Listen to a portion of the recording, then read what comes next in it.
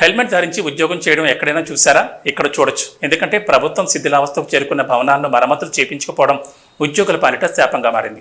ఎప్పుడు స్లాబ్ పెచ్చులు ఉడతాయో తెలియని పరిస్థితుల్లో ఉద్యోగాలు చేస్తున్నారు. ఇది ఎక్కడనే సందేహం కలగచ్చు.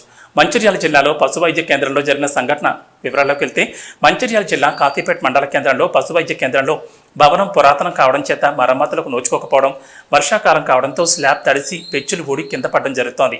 అందులో పనిచేసే సిబ్బంది భయంగా అరచేతుల్లో ప్రాణాలు పెట్టుకుని విధులు నిర్వహించాల్సి వస్తుంది. ఎప్పుడు పెచ్చులుడి పైన పడతాయో తెలియక గదిలోకి వెళ్లాలంటే హెల్మెట్ ధరించి విధులు నిర్వర్తించాల్సి వస్తుందని వైద్యుడు సిబ్బంది జంకుతూ పనిచేస్తున్నారు. ఈ సందర్భంగా వైద్యుడు తిరుపతి మాట్లాడుతూ, గత 13 సంవత్సరాలుగా ఇక్కడ విధులు నిర్వహిస్తూ భయం గుప్పెట్లో ఉండాల్సిన పరిస్థితి ఉందని, అందుకు గదిలోకి వెళ్లాల్సి వస్తే హెల్మెట్ ధరించి వెళ్లమని సిబ్బంది సూచించడం జరుగుతుందని, ఎప్పుడు పైన ఉన్న పెచ్చులు ఉడతాయో తెలియని పరిస్థితి నెలకొందని వైద్యుడు తెలిపారు. ఇప్పటికైనా ప్రభుత్వం ప్రాణ నష్టం జరగకముందే శిథిలావస్థకు చేరుకున్న భవనాన్ని మరమ్మతులు చేపట్టాలని కోరుకుందా. నమస్తే అండి, నా పేరు డాక్టర్ తిరుపతి. నేను గత 13 సంవత్సరాల నుండి ప్రాథమిక పశువైద్య కేంద్రం కాసిపేటలో పనిచేస్తున్నాను. అయితే దాదాపు గత 4-5 సంవత్సరాల నుంచి బిల్డింగు చాలా శిథిలావస్థకు చేరుకున్నదండి. 4-5 సంవత్సరాల నుంచి వర్షాకాలం వచ్చిందంటే నీళ్లు లీక్ అవుతూ ఉంటాయి. నీళ్లు లీక్ అయ్యి పెచ్చులు ఊడి పడుతూ ఉన్నాయి 4-5 సంవత్సరాల నుంచి.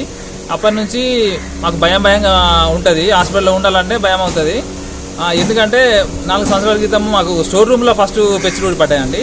తర్వాత ఆ స్టోర్ రూమ్లోకి పోవడం మానేసాము. ఒకవేళ పోయినా కూడా మా సిబ్బంది పోతే కంపల్సరీ హెల్మెట్ ధరించే వెళ్ళమని నేను చెప్తాను.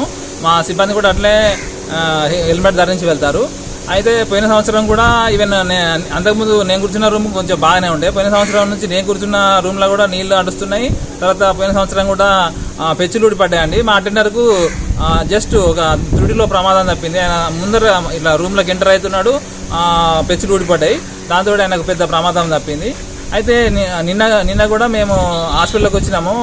మా అటెండరు నిన్న నా రూమ్లోకి వెళ్ళి జస్ట్ ఇట్లా కిటికీ ఓపెన్ చేసేసి బయటకు వస్తున్నారు. బయటకు వచ్చి రాగానే సడన్గా సౌండ్ వచ్చింది తప్పని పోయి చూస్తే పడిపోయి ఉన్నదండి.